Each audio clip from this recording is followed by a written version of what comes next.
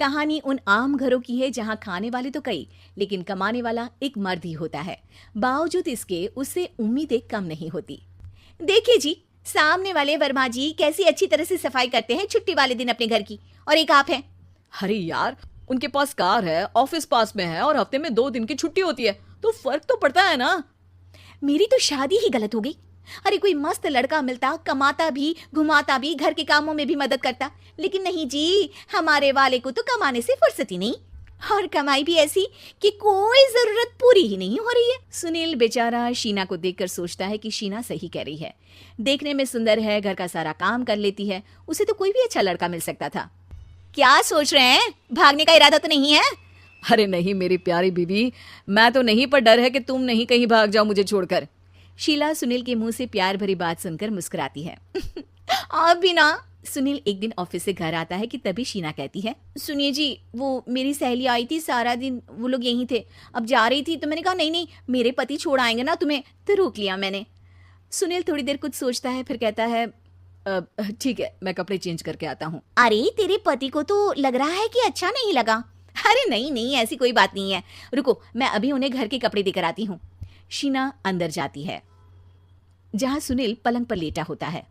अरे क्या मजाक है, वो कह रही है कि आपने मुंह बना लिया। सही तो कह रही है, सुबह से अब ऑफिस से लौटा हूँ, एक कप चाय का तो पूछा नहीं, 20 किलोमीटर जाओ और आओ, और फिर कल उसी टाइम पर ऑफिस। अरे यार, मुझे गाड़ी चलानी आती ना तो बोलती भी नहीं आपको, और कौन सा रिक्शा खींच कर जाना है आपको। सुनील अब क्या बोलता। रात देर से आता है और सो जाता है। अगले दिन, शरीर दर्द हो रहा है। अरे तो मत जाओ ना ऑफिस, चलते हैं ना मार्केट घूमने, फिर पिक्चर देखेंगे और रात में खाना खाकर घर वापस। सुनील जब सारे दिन की थकान वाला शेड्यूल सुनता है तो वो सीधे सीधे ऑफिस के लिए तैयार हो जाता है। अब आए दिन शीना की डिमांड बढ़ती ही चली जाती है और सुनील उसको पूरा भी करता। लेकिन एक दिन, ए जी मेरा भाई आ रहा है, उसे 2 लाख रुपए की जरूरत है। हाँ तो मैं क्या करूँ शीना, मेरे पास इतने रुपए नहीं है। हाँ हाँ पता है नहीं है, लेकिन किसी से लेकर तो दे सकते हो ना। अरे मैं किससे मांगू, मेरे तो जानने में भी कोई नहीं है जिसके पास इतनी बड़ी रकम हो। तभी वहां शीना का भाई शीनू आ जाता है। जीजा जी कैसे हैं आप? अब मैं ठीक हूँ शीनू, अचानक इतनी बड़ी रकम की जरूरत कैसे पड़ गई? अरे जीजा जी, वो बिजनेस शुरू किया ना, तो उसके लिए पैसे की जरूरत है, काफी हो चुका है, थोड़ा पैसा बचता है तो मैंने सोचा आपसे ले लूं। अब देखो, मेरे ऑफिस में कुछ लोग हैं जिनकी सेविंग अच्छी है, मैं उन लोगों से बात करके देखता हूँ। सुनील ऑफिस से किसी से पैसे लेकर शीना को दे देता है। शीना वो पैसा भाई को दे देती है। 2 महीने बाद, अरे यार शीना, वो ऑफिस वाला आदमी अपने पैसे मांग रहा है, कैसे दूं? अपने भाई से बोलो ना पैसे दे दे। अरे हाँ हाँ दे देगा, कहाँ भागा जा रहा है, आप उनको बोल दो कि दे देंगे। थोड़े दिन बाद, शीना, वो आदमी मुझसे आज भी पैसे मांग रहा था यार, मैं तंग आ गया हूँ, ऑफिस जाते ही सामने उसका चेहरा दिखता है, क्या बोलूं, बार बार पैसे मांगता है। अच्छा मैं शीनू को फोन लगाती हूँ, बात करके देखती हूँ।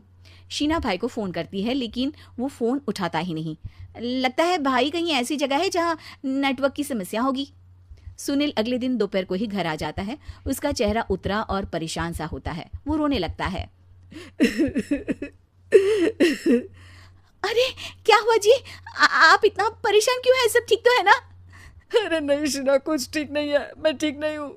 तुम्हारे भाई के लिए मैंने जो पैसे लिए थे, उस आदमी ने आज भरे ऑफिस में सबके सामने मेरी बेइज्जती कर दी। सबके सामने आज मैं कर्जदार बनकर खड़ा था। मैंने हर वो प्रयास किया घर चलाने के लिए जो मैं कर सकता था, लेकिन अब नहीं होगा। वो फिर रोने लगता है। अरे आप तो औरतों की तरह रो रहे हैं, मर्द हैं आप। क्यों, आदमी के सीने में दिल नहीं होता, या फिर वो इंसान नहीं मशीन होता है? अरे मैं थक चुका हूँ शीना, तुम समझती क्यों नहीं? मैं भी शारीरिक और मानसिक रूप से थकता हूँ, मैं भी आराम करना चाहता हूँ, सुकून चाहता हूँ। मैं अब कुछ नहीं कर सकता। कुछ नहीं। वो बैठ जाता है। शीना पति को हैरान परेशान देखकर चुप हो जाती है। अगले दिन, सुनिए ये लीजिए 2 लाख रुपये, उस आदमी को दे दीजिए और बोल दीजिए कि आज के बाद किसी को पैसे के लिए बेइज्जत ना करे। सुनील पैसे देखकर राहत की सांस लेता है। अरे शीना, तुमने तो मेरा बहुत बड़ा काम कर दिया, अब मैं शान से ऑफिस जा सकता हूँ, लेकिन ये पैसे आए कहाँ से? ये पैसे मैंने अपने गहनों को गिरवी रख कर लिया है। तुम ठीक रहो, निश्चिंत रहो, मैं बस यही चाहती हूँ। मुझे माफ करना, पर अब मैं समझ चुकी हूँ कि मर्द को भी दर्द होता है।